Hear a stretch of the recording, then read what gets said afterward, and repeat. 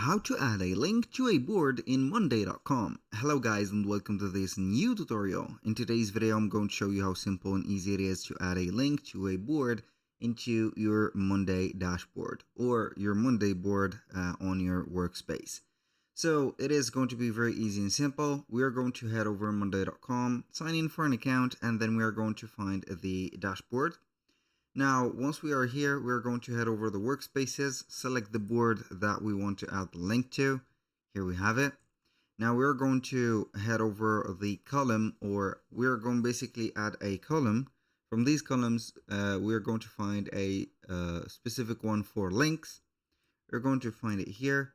We're going to add this column, and then we are going to search for link.